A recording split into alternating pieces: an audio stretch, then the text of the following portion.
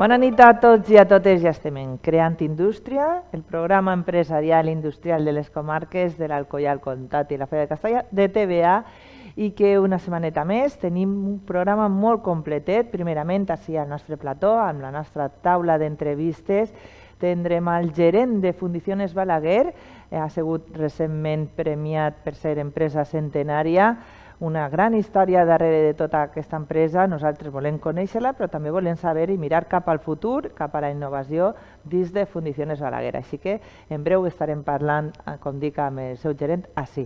I després, en la segona part, se n'anem cap a IBIAE, amb el nostre company Nando Rico, va estar coneguent quines seran la nova normativa respecte als impostos cap a les empreses, com les empreses es poden beneficiar també amb molts d'ells, amb molts descomptes i totes aquestes subvencions que hi ha. Tot això també des d'IBIA ens ajuda a saber un poquet més. I ara sí, comencem en Creant Indústria. I ja estic així sentada a la nostra taula de Creant Indústria per a fer aquesta entrevista. Avui, com dic, amb una de les empreses de més renom de la comarca de la Foia de Castalla, una empresa, a més, centenària, establida en 1916, una empresa que va començar poquet a poquet amb un taller dins del poble d'Onil i poquet a poquet va anar creixent fins ara arribar a més de 130 països i tindre una gran producció dins de cilindres per a poder fer la farina, xocolata, cafè. Tot això ens ho explicarà el seu gerent que està així acompanyant-me, el gerent de Fundiciones Balaguer, Santiago Balaguer. ¿Qué tal? ¿Cómo estás, Santiago? Buenos días, Rosana. Muy bien. Bien. Bueno, como digo, una empresa centenaria, más de 110 años, una gran trayectoria dentro de la fundición, que además ha llevado a Onil a todo el mundo, ¿no? El pueblo de Onil lo ha podido dar a conocer a todo el mundo, como digo, más de 130 países y más de 30.000 cilindros hechos al año, es decir, son cifras que por dar datos hacen que el 99% también de toda esta producción sea internacional y hacen, como digo, que Onil crezca en este sentido. Fundiciones Balaguer, 110 años, un poco de historia, vamos a repasarla, ¿cómo empezó? ¿Cuáles son los inicios? Bueno, pues los inicios son en la calle Valencia, donde mi bisabuelo empezó en el bajo de la casa, sacando un tubo del bajo de la casa a fundir, a hacer pequeña fundición, que lógicamente pues hacía alcantarillado, las típicas cosas para el alumbrado público, los bancos donde se sentaban antaño la gente mayor en los pueblos, pues todas esas cosas que se hacían. Y a partir de ahí pues fueron evolucionando poquito a poco. Luego la guerra fue dura porque nos militarizaron la fábrica y tuvimos que hacer vainas para los proyectiles. Después todo aquello terminó y volvió toda la normalidad. Y es en los años 40, 50, cuando, para que os hagáis una idea, en Alcoy había más de 100 fundiciones, todo el mundo haciendo exactamente lo mismo. Alcantarillado fundamentalmente, nosotros hacíamos algo para motores, algunos pistones y alguna cosa más, pero ahí fue cuando mi abuelo se dio cuenta de que todo eso era pues engordar para morir, ¿no? Porque si éramos 100 haciendo lo mismo, pues al final, ¿qué es lo que ocurrió? Pues empezarían a cerrar una tras otra y así era el futuro que nos esperaba. Entonces, bueno, pues decidió empezar a viajar, empezar a ver qué otras cosas se podían hacer. Y a raíz de ahí pues conocimos lo que era el mundo de los cilindros, empezamos a trabajar como subcontratista de una gran empresa alemana, que poquito a poco lo que nosotros le hacíamos era tan poquito para ellos, que al final dijeron pues hacerlo vosotros, y a partir de ahí fue cuando empezamos ese pequeño nicho y nos especializamos en ello, y aquella fundición era una fundición estática. Y nosotros, pues llegado a los años 50, 60, decidimos hacerlo centrifugado, que fue el gran paso que dimos, que te aportaba un sistema de calidad muy alto para la época. Y a partir de ahí fue cuando empezó todo. Empezamos a dejar todas las demás actividades poquito a poco y a centrarnos en el mundo de los cilindros. Y ya en los 60 prácticamente era 100% la fabricación de este tipo de pieza, y hasta hoy. Exacto. Y hasta hoy, como dices, ese punto de inflexión de hacer el cilindro, ¿cómo has dicho? Centrifugado. Centrifugado. y que hizo que avanzarais. Vamos a explicar un poquito en qué consiste ese cilindro y para qué sirve, porque mucha gente no sabe muy bien hasta dónde llega la necesidad de hacer este cilindro y lo que abastece a todo el mundo. Bueno, pues la fundición centrifugada simplemente es, antiguamente se ponía un molde quieto y se rellenaba, por lo tanto las impurezas que se podían crear, tanto de burbujas de aire a lo que se llamaba porosidad, era muy frecuente y el defectuoso era altísimo porque era del orden del 15, del 20%, tanto en nosotros como cualquier persona o cualquier empresa que fundiera así. Y con la fundición centrifugada, lógicamente, pues ese tipo de defecto se compacta muchísimo más el material y el defecto prácticamente es muy difícil que salga. Ocurre de vez en cuando, pero en vez de un 20%, pues a lo mejor es un 1 o un 2. Lógicamente, pues en el incremento, o sea, al disminuir tanto tu defectuoso, tu coste por pieza disminuye un montón, eres mucho más competitivo y al final pues es la pescadilla que se muerde la cola. Claro.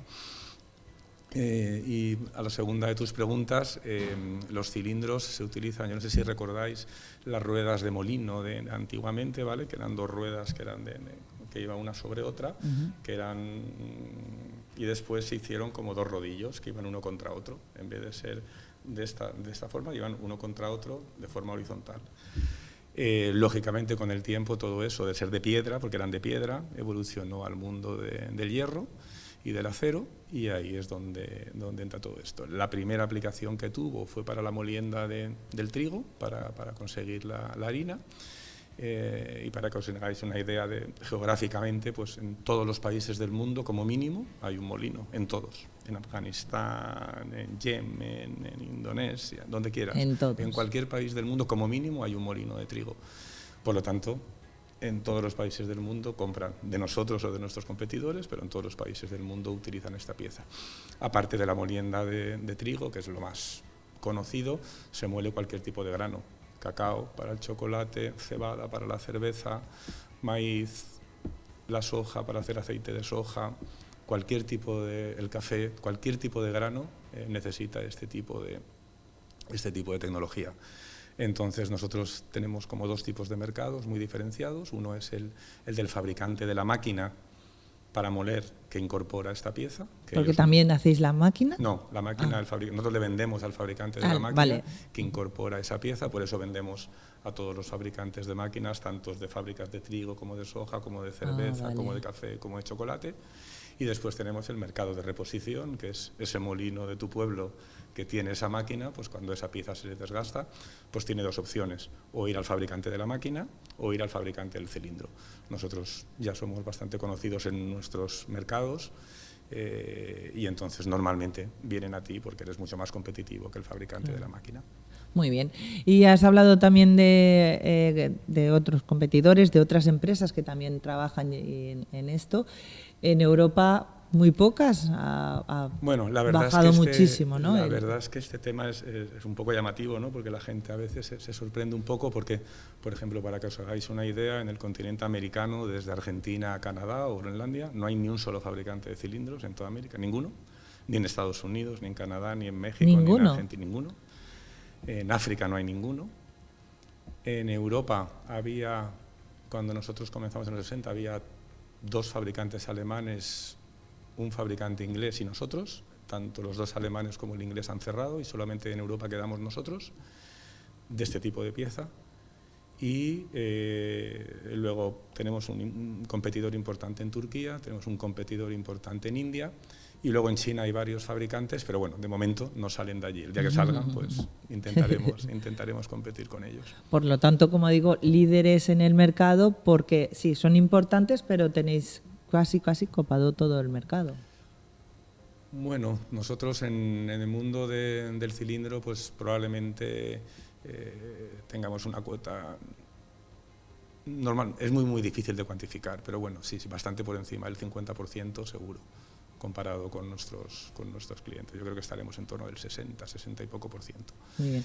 Y con toda esta evolución que decimos que tuvo desde que tu bisabuelo, emprendedor e innovador, empezó a innovar dentro de su propio taller y a crear nuevas fundiciones, nuevas herramientas, todo esto ha ido creciendo hasta llegar a ampliar no solo la empresa en O'Neill, sino a ampliar también en otras localizaciones del mundo, porque estáis en Turquía, en China.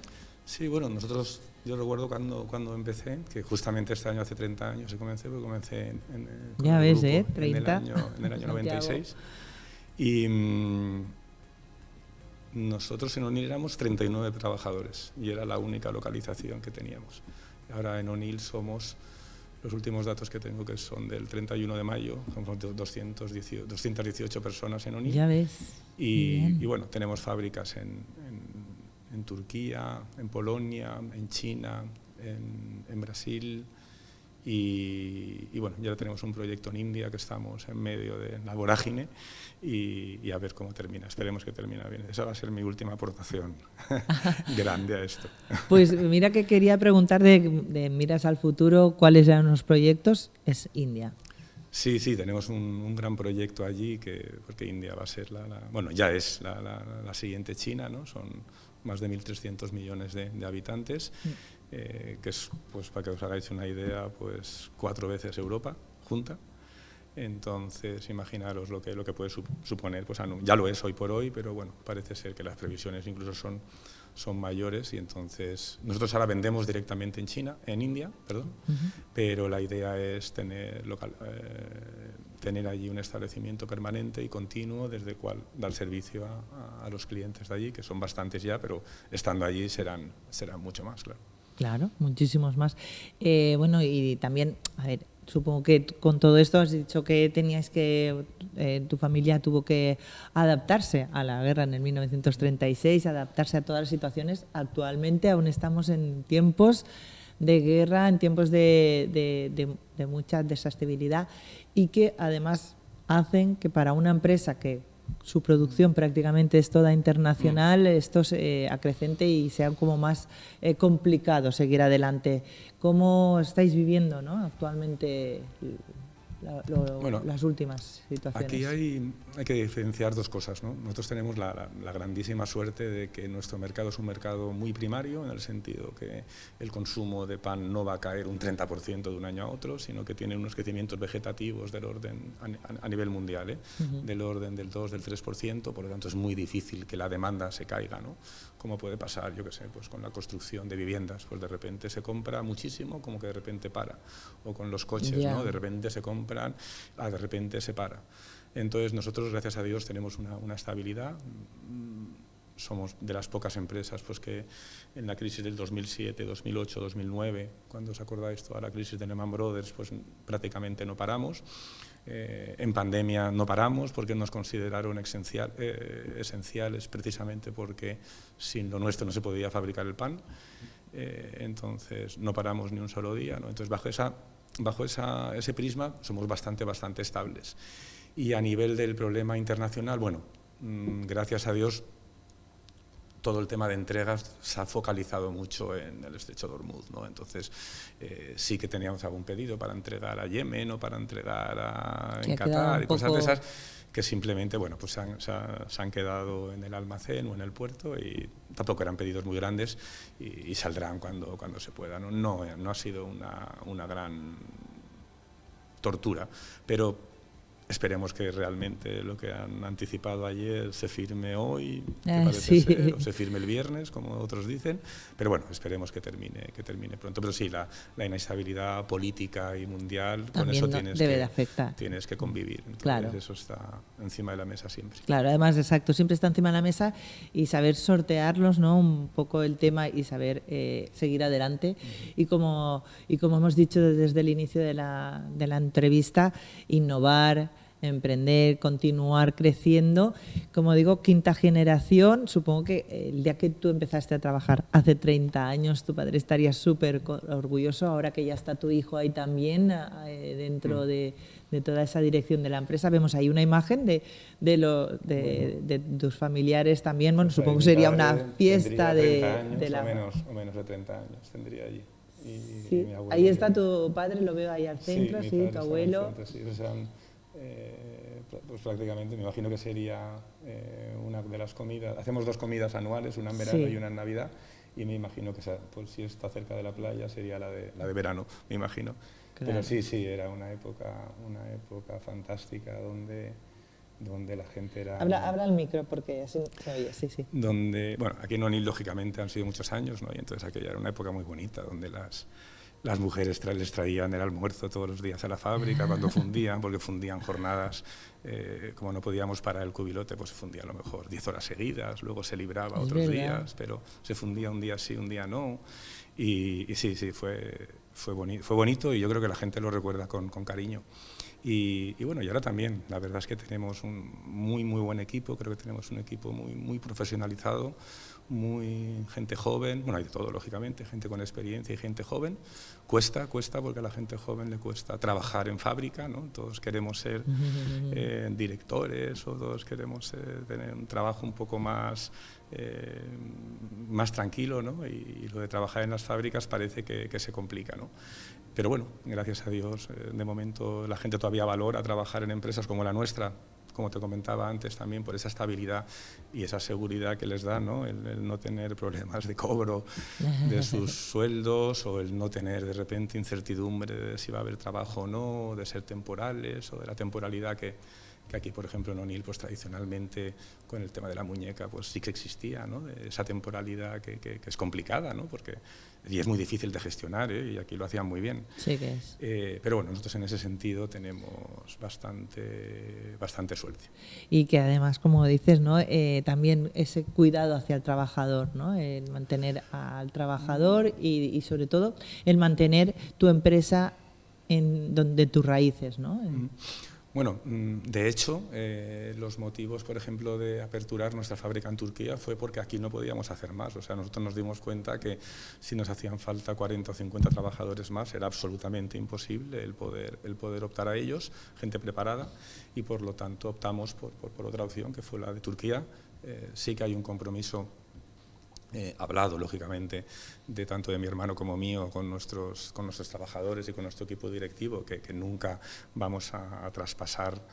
De hecho, cuando hicimos aquello, aquí éramos 170, 180 personas y allí somos 100 y aquí también hemos crecido, ¿no? O sea, no hay ninguna intención de detener la producción aquí ni de trasladarla en absoluto, todo lo contrario. Bueno, la gente nuestra lo sabe porque ven el ritmo de inversiones que hay y las máquinas nuevas que llegan. Ahora hay un proyecto muy chulo de una máquina muy grande que hemos comprado que se instala ahora en el mes de julio llegará, pues se instalará en agosto o en septiembre.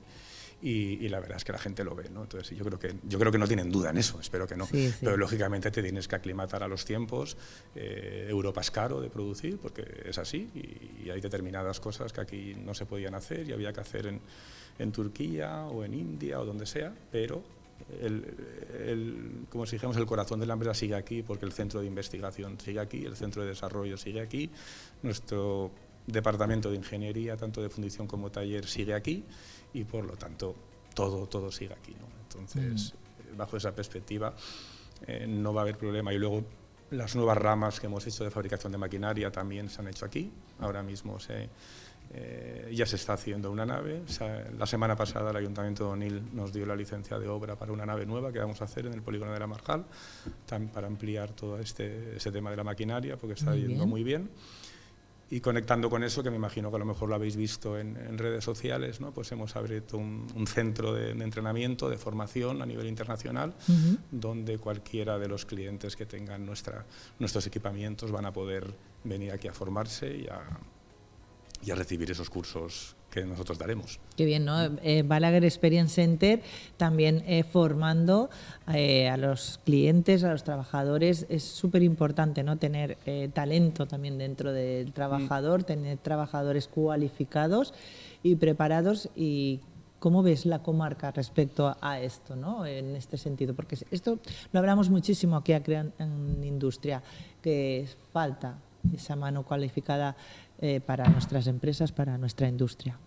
Bueno, es un problema terrible y eso viene, me imagino que no es una cuestión de que ningún político, ni local, ni comarcal, ni regional, ni nacional lo pueda arreglar en 3 meses, ¿no? Es un problema de concepto, es un problema de estructura, es un problema de formación profesional. yo les recomendaría que vieran la formación profesional que hay en Suiza, la formación profesional que hay en Alemania, que la miraran, que la vieran. Me imagino que la conocerán y que intentaran aplicar algo de lo que hacen allí, que es mucho y muy bueno, ¿no? Y luego hay un concepto, yo creo que generacional y de mentalidad. Igual me critican mucho por lo que voy a decir, pero creo que estamos haciendo generaciones muy blanditas, ¿no? Hay que decirlo, claro. Y eso hace que mucha gente quiera, o sea, que el trabajo, como si dijéramos, de base o de campo, pues cada vez sea más complicado. Nadie quiere trabajar en el campo, nadie quiere trabajar en una máquina, nadie quiere trabajar en la construcción.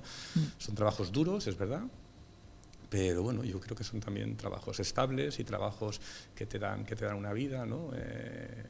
Y que si al final se pierden, se perderán.